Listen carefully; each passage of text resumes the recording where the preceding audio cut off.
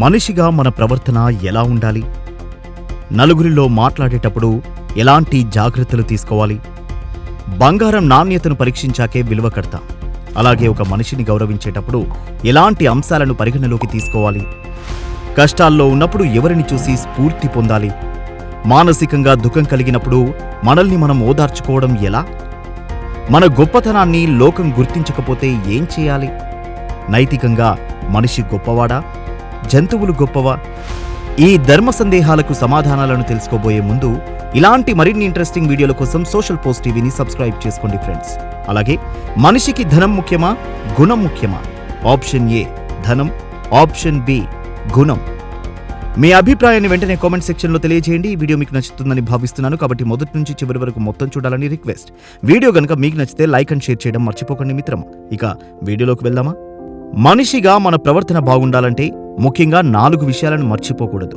1 మౌఖికం, 2 భౌతికం, 3 నైతికం, 4 ఆధ్యాత్మికం. ఈ 4 విలువైన అంశాల గురించి చాణక్యుడి నీతి శాస్త్రం విపులంగా వివరిస్తోంది. ఈ 4 పాటిస్తే జీవితంలో తప్పు చేయమన్నా చేయం, ఆరోగ్యం పాడవమన్నా పాడవదు. అడుగు వేసేటప్పుడు చూసుకుని వేయాలి. అలా చేస్తే కాలు జారటం అనేది ఉండదు. ఇది ఆరోగ్యానికి కూడా ఎంతో ముఖ్యం. వయసు మీద పడ్డ వాళ్లకు ఇది చాలా అవసరం. చూడకుండా అడిగేస్తే, కాలు జారి కింద పడితే, మనం మంచమెక్కితే చాకిరీ చేయడానికి ఎవరూ ముందుకు రారు. కాబట్టి జాగ్రత్తగా నడవాలి. భవిష్యత్తులో బాగుండాలంటే చిన్నప్పటి నుంచే జాగ్రత్తగా అడుగులు వేయాలి. నలుగురిలో మాట్లాడేటప్పుడు మనం మాట్లాడబోయే మాట సత్యమా, అసత్యమా అనేది ఆలోచించాలి. అద్దం ముందు నిలబడ్డ ఆడదానికి మరియు మైకు ముందు నిలబడ్డ మగవాడికి ఒళ్ళు తెలియదంట. ఆవిడ చూసుకుంటూనే ఉంటుంది, వాడు వాగుతూనే ఉంటాడు. ఫోన్లలో గంటల తరబడి మాట్లాడటం అనవసరం. జాగ్రత్తగా 1-2 మాటలు మాట్లాడి పెట్టేయాలి. స్మార్ట్ ఫోన్ని విషంగా మార్చుకుంటామా, అమృతంలా మలుచుకుంటామా అనేది మన చేతిలోనే ఉంది. చెడు మాట్లాడకుండా మన నోటిని నిగ్రహించుకుంటే మంచిది. ఇతరులతో మాట్లాడేటప్పుడు 3 విషయాలను మర్చిపోకూడదు. మనం మాట్లాడబోయేది నిజమైన మాట, నింద వేసే మాట అనేది తెలుసుకోవాలి. మనం మాట్లాడబోయేది నలుగురికి నచ్చుతుందా లేదా అనేది చూసుకోవాలి. మనం మాట్లాడటం అత్యవసరమా కాదా అనేది నిర్ణయించుకోవాలి. అప్పుడే ముందుకు పోవాలి, లేకపోతే అక్కడితో ఆగిపోవాలి. వాక్కు ఎప్పుడూ సత్యమైనదేనా అనేది నిర్ధారించుకోవాలి. చిత్తశుద్ధితో పనిచేయాలి. మనసులో ఏముందో మాటల్లో అదే వస్తుంది. మాటల్లో ఏది వస్తుందో చేతల్లోనూ అదే వస్తుంది. బంగారానికి 4 పరీక్షలు పెడతారు. 1 గీత పెట్టడం, 2 ముక్కలు చేయడం, 3 నిప్పుల్లో కాల్చటం, 4 సుత్తితో కొట్టడం. ఇవన్నీ చేశాకే ఆ బంగారం నిజమైనదా నకిలీదా అని తేలుస్తారు. మనిషికి కూడా 4 పరీక్షలుంటాయి. మనిషి అన్నవాడు ఖాళీగా కూర్చోకుండా నిత్యం ఏదో ఒక ప్రయత్నం చేస్తుండాలి. అది ఫలించినా ఫలించకపోయినా చేస్తూనే ఉండాలి. మనిషి ఎంత త్యాగం చేస్తున్నాడు అనే దాన్ని బట్టి లోకంలో అతనికి గౌరవం పెరుగుతుంది. శీలం మరియు ప్రవర్తన కారణంగా కూడా గౌరవిస్తారు. గుణాన్ని బట్టి, చేసే పనులను బట్టి గౌరవం లభిస్తుంది. మన ప్రవర్తన బాగుండాలంటే ఈ 4 పరీక్షలను మనకు మనమే చేసుకోవాలి. ప్రతిరోజు మనకు మనమే పరిశీలించుకోవాలి. తెలుసో తెలియకో ఇవాళ ఏమైనా తప్పు చేస్తే దాన్ని రేపు మళ్లీ చేయకుండా చూసుకోవాలి. ప్రతిరోజు మన మనసును మనం పరిశీలించుకోవాల్సిందే. మనం మంచివాళ్లమైనంత మాత్రాన సరిపోదు. ఎవడో వచ్చి ఏదో చెప్పి మనల్ని రెచ్చగొట్టొచ్చు. ఎవడో చెప్పగానే మనం ఎందుకు నియంత్రణ కోల్పోవాలి? చెప్పుడు మాటలు విని చెడిపోవద్దు. మన నిర్ణయాలు మనమే తీసుకోవాలి. మనం ఎలాంటి వాళ్లతో కలిసి తిరుగుతున్నాం అనేది ఆలోచించుకోవాలి. తరచూ ఆలోచించుకునేవాడు పొరపాటు చెయ్యడు.